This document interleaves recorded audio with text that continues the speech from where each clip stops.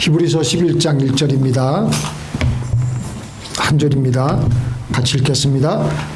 시작. 믿음은 바라는 것들의 실상이요 보지 못하는 것들의 증거니. 믿음은 집문서라는 제목으로 은혜를 오늘 나누고자 합니다.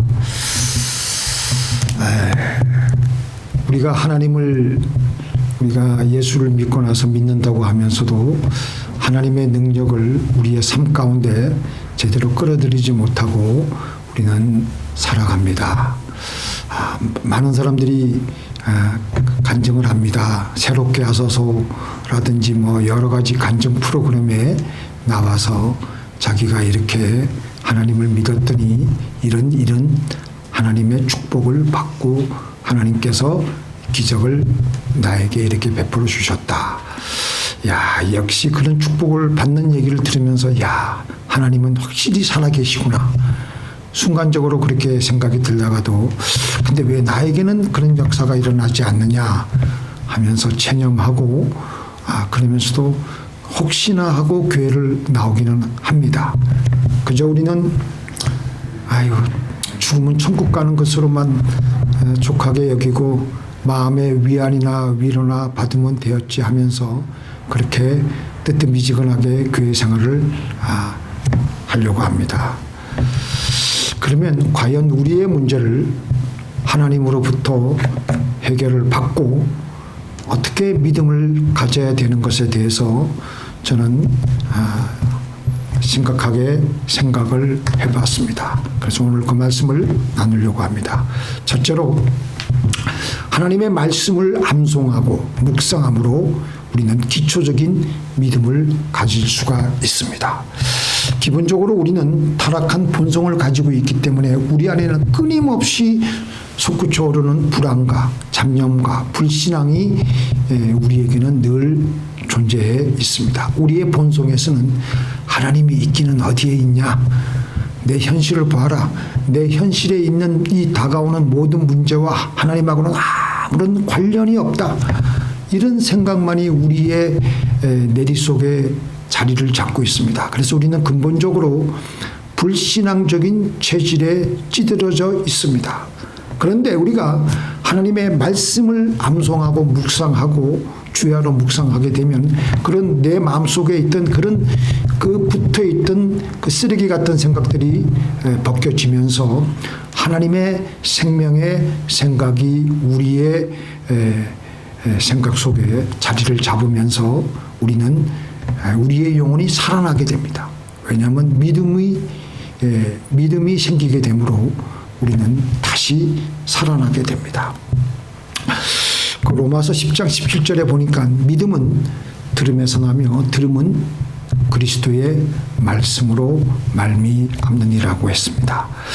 우리는 하나님의 말씀을 묵상하며 중얼중얼 거리며 내 귀에다 대고 나에게 믿음의 말을 내 귀에 내 영혼에게 들려주는 겁니다. 사람은 한두 번 그 얘기를 들을 때는 그게 그냥 한 귀로 듣고 한 귀로 흘리지만 계속해서 어떤 얘기를 듣게 되면 다 넘어가게 되어 있습니다. 믿습니까? 시편 1편 1절에 보니까 복 있는 사람은 악인의 꾀를 따르지 아니하며 죄인의 길에 서지 아니하며 오만한 자들의 자리에 앉지 아니하고 오직 여호와의 율법을 주야로 묵상하는 자로다. 우리의 내면에서는요, 제가 저번 몇 주 전에 그 말씀드렸죠. 우리의 내면에 있는 모든 생각들은 우리 것이 아닙니다. 하나님께서 주신 것도 있고 마귀가 우리에게 준 것도 있습니다. 근데 우리 내면에서 이 악인의 꾀가 무수하게 우리를 유혹하고 우리에게 늘 속삭입니다. 어떤 때는 달콤하게 유혹으로 다가오고 어떤 때는 죽일 듯이 우리에게 달겨듭니다. 그런데 복 있는 사람은 그런 꾀가 내 안에서 들려도 악인의 꾀를 쫓지 않고 나갑니다. 그것은 그렇게 할 수 있었던 것은 오직 여호와의 율법을 즐거워하고 그 율법을 주야로 자기에게 묵상함으로 자기의 영혼에게 계속 들려주기 때문입니다. 그래서 계속 내 영혼의 귀에, 내 마음의 귀에 그 말씀을 들려주므로 나는 믿음이 견고해지고 단단해지게 됩니다. 이 성경은, 이 하나님의 말씀은 원래 원어적으로 보면요, 이 영감이라는 말인데요, 하나님의 영감으로 기록되어 있는데 이 영감은 하나님의 숨결입니다. 숨결. 하나님께서 사람을 창조하실 때도 이 숨을 불어 넣으셨습니다. 생명 없는 흙덩어리에 하나님께서 그에게 생기를 불어넣어 주시니까, 하나님의 숨결을 불어넣어 주시니까 생명이 되어서 온전한 인격체가 된 것입니다. 에스겔서 37장에 보면 골짜기에 마른 뼈들이 수북히 있었습니다. 그래서 인자에게, 선지자에게 하나님의 말씀을 태어나게, 그러니까 뼈들이 맨 처음에는 서로 연결되었고 그 다음에 한 번 더 태어나게 하니까 그때는 이제 그 힘줄과 살과 가죽이 다 덮였는데 아직도 생명이 없는 거예요. 그래서 한 번 더 하나님께서 호흡을 불러 일으키시니까 그 죽어 누워있던 시체들이 살아 일어나서 큰 군대가 되었던 것을 에스겔서 37장에서는 말씀하고 있습니다. 하나님의 말씀은 우리의 영혼에는 하나님의 숨결이기 때문에 하나님의 숨결이 우리 영혼 속에 미치게 되면은 우리에게는, 우리 영혼은 살아나게 됩니다. 제 중에 태어나서 제 가운데 살다가 죽어 있었던 우리들에게 하나님의 말씀이 우리에게 들려지게 되면 우리는 살아나게 됩니다. 왜냐하면 믿음을 가지기 때문입니다. 그래서 이 하나님의 숨결인 하나님의 말씀을 묵상하는 겁니다. 묵상을 하는 것은 그냥 가만히 앉아서 그냥 멍하니 있는 것이 아니라 하나님의 말씀을 가지고 끊임없이 생각하고 중얼중얼 계속해서 자기의 영혼의 귀에 들려주는 거예요. 그래서 그 하나님의 말씀이, 하나님의 숨결이 계속해서 우리 영혼 속에 스며들 수 있도록, 그래서 여호와의 율법은 완전하여 영혼을 소송케 한다고 했습니다. 하나님의 말씀은 우리의 영혼을 살린다고 했습니다. 그리고 이 하나님의 말씀을 계속해서 우리가 암송하고 묵상하면 우리의 영혼은 소송케 되고 믿음을 얻게 되고 우리의 영혼의 눈이 밝아짐으로 내가 어떻게 살아야 될지, 내가 어떤 길로 가야 될지 앞을 잘 볼 수가 있습니다. 그래서 우리는 하나님의 말씀이 우리에게 들으면 기본적으로 우리는 믿음을 가지게 됩니다. 그 다음에 두 번째로는요, 이 믿음을 우리의 현실 세계 속에서 보여야 되는데 그것은 어떻게 하는 것이냐? 믿음의 씨앗을 심어야 되는 것입니다. 함께 읽겠습니다. 혹이 가로되 너는 믿음이 있고 나는 행함이 있으니 행함이 없는 내 믿음을 내게 보이라. 나는 행함으로 내 믿음을 내게 보이리라.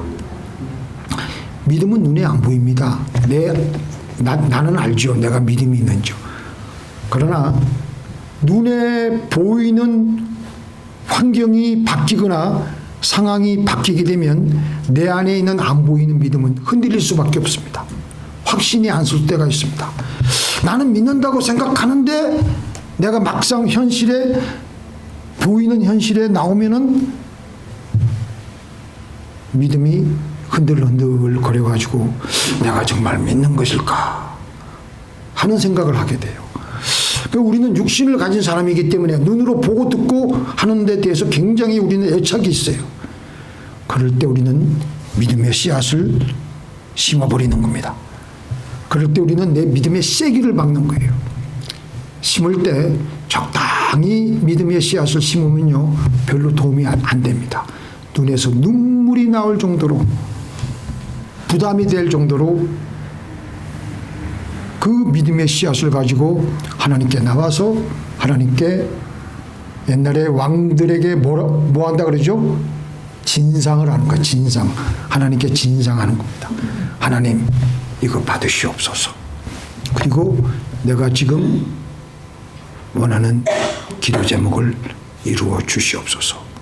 술, 담배를 끊는 것, 좋은 믿음의 씨앗입니다.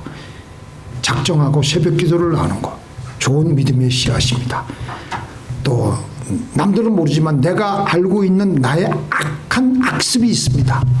그것을 끊어내는 것, 믿음의 씨앗입니다. 마음을 강하게 먹고 결단하며, 그러면요, 그거는 눈에 보이는 거잖아, 믿음의 씨앗은.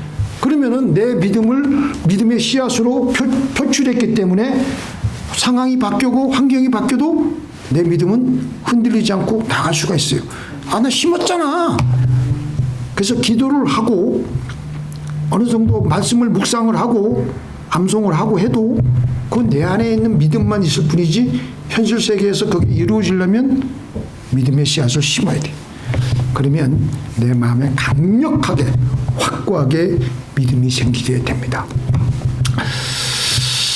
1985년에 여기 오클라호마 털사에 있는 오랄 로버트 목사님이 그 아마 일본에서 만난 것 같아요. 그 일본의 조용기 목사님하고 이제 만나서 이런 얘기를 했습니다.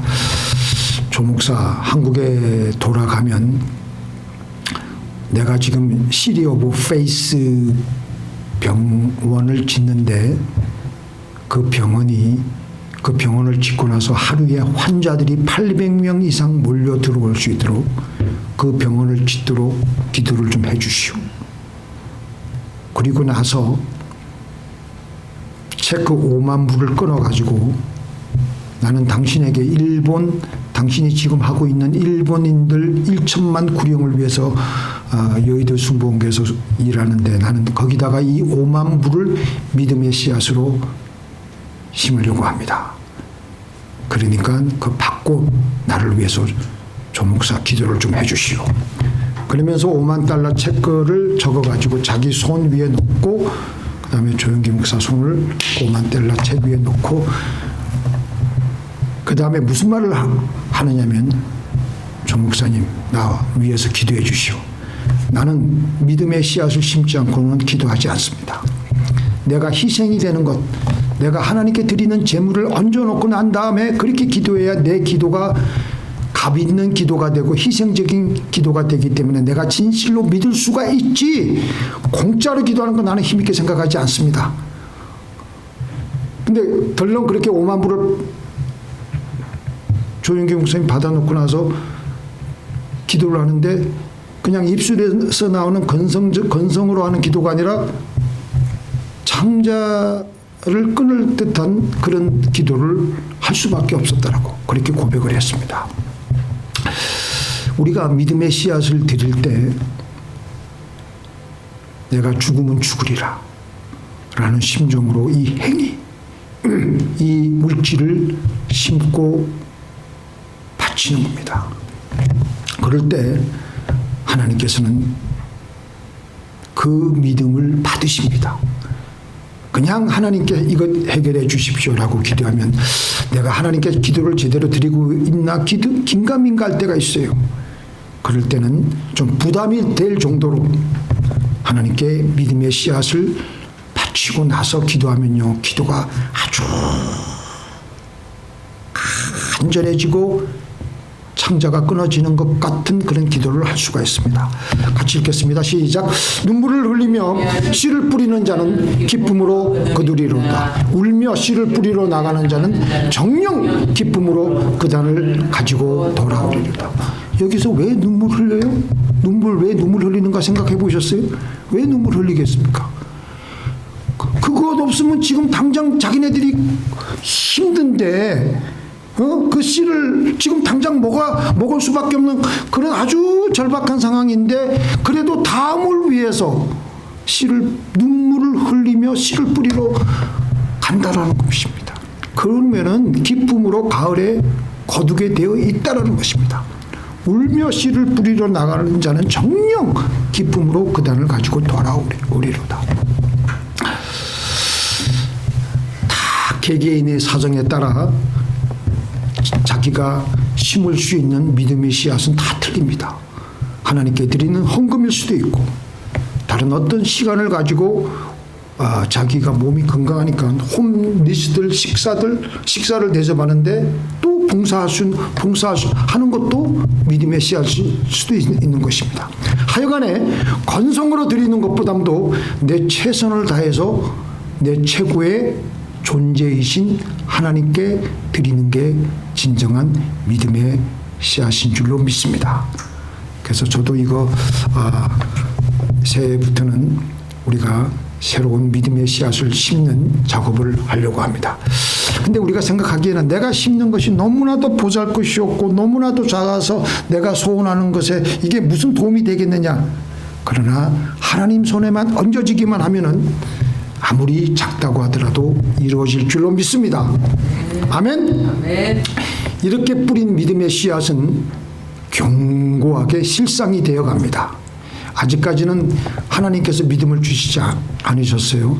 오늘 우리가 성경 말씀에 보니까 믿음은 바라는 것들의 실상이라 그랬는데요. 이 바라는 것들의 실상이라는 것은 이 헬라어 원어에 보면은 후포스타시스인데 그게 제가 원어적으로 다시 한번 찾아보니까 위에서부터 그 아래에서부터 받치는 거예요. 받침대라는 의미를 가지고 있습니다.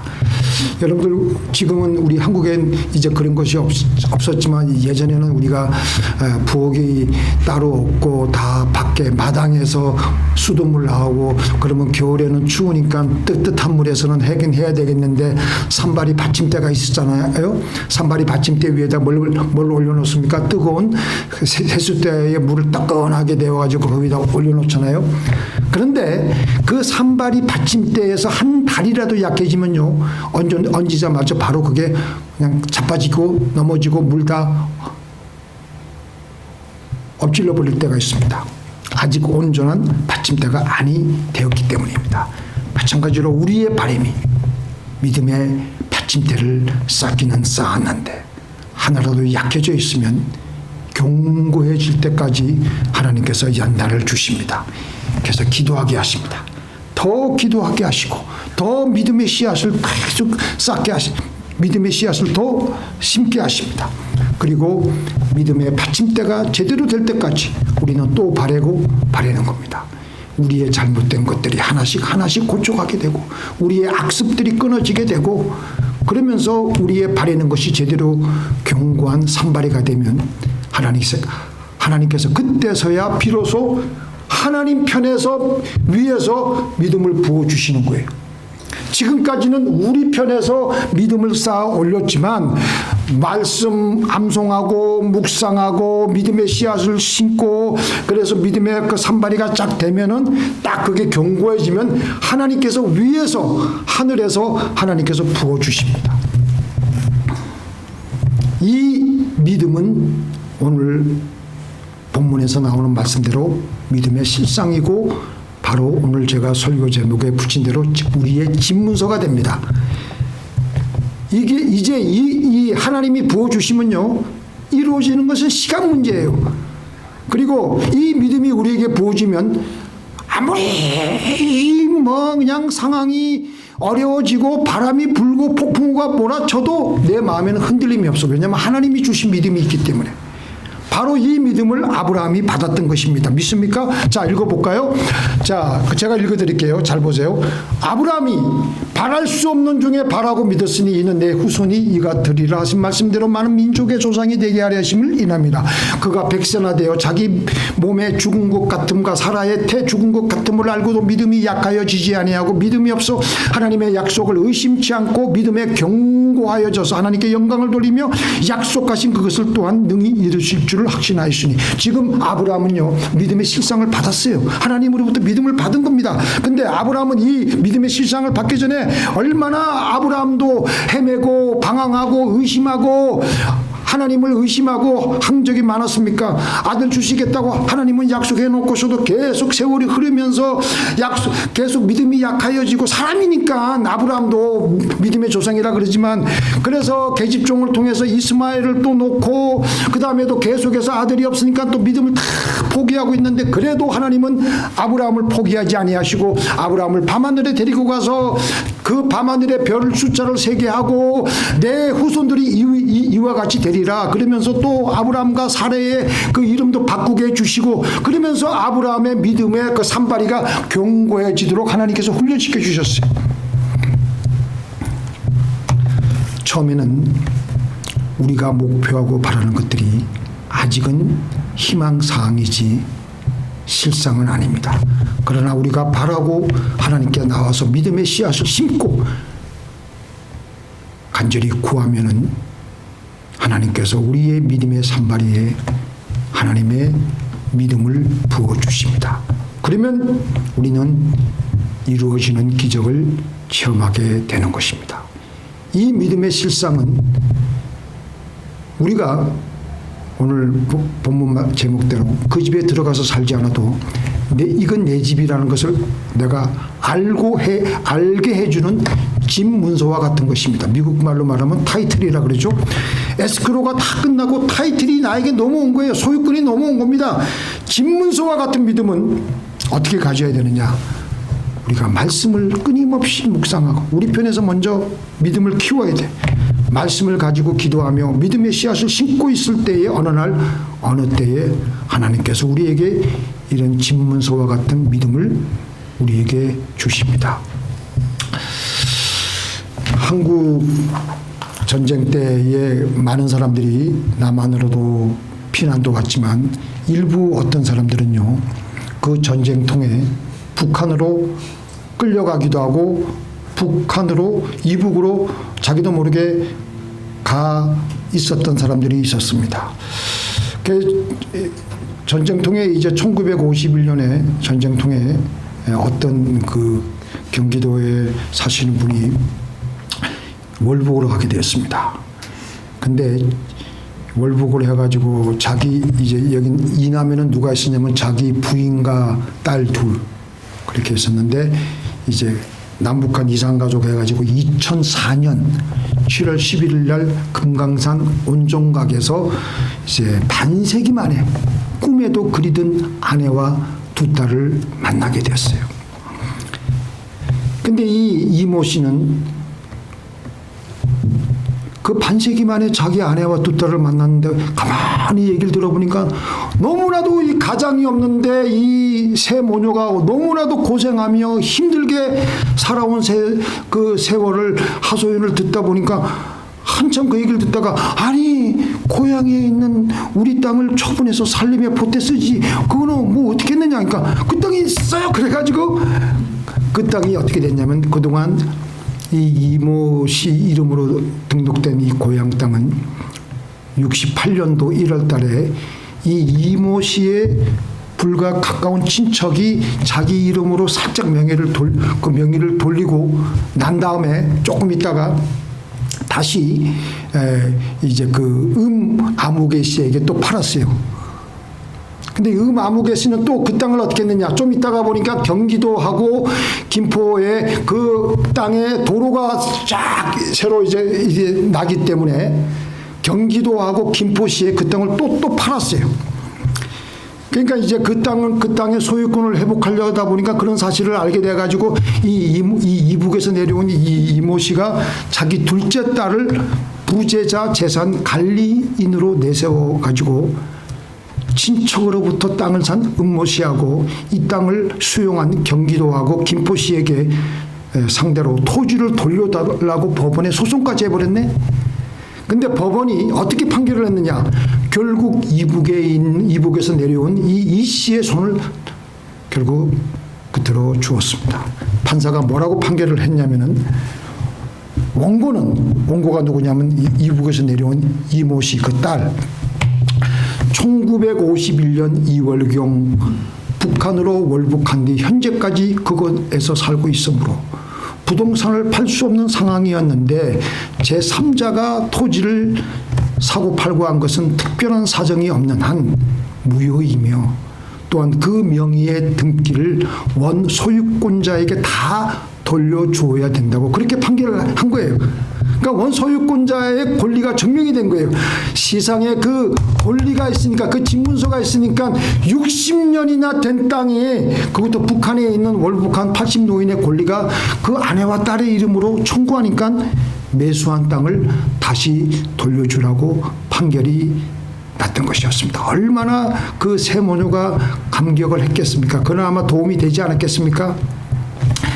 믿음의 실상도 이와 같습니다. 하나님으로부터 우리가 이 믿음의 실상을 받으면요, 아무리 다른 사람들이 난리를 치고 내 것이야 네 것은 아니야 해도 그건 내 거예요. 왜냐하면 하나님이 우리에게 진문서를 딱 주셨기 때문에. 바로 이 믿음은 땅문서와 같은 실상입니다. 이 증서를 얻을 때까지, 이 하나님의 믿음이 들어올 때까지 우리는 하나님께 믿음의 씨앗을 심으면서 나아갈 때 하나님은 이 증서를 우리에게 주시는 겁니다. 이 증서 받으면 우리의 문제가 해결될까요? 안 될까요? 아니, 여기만 됩니까?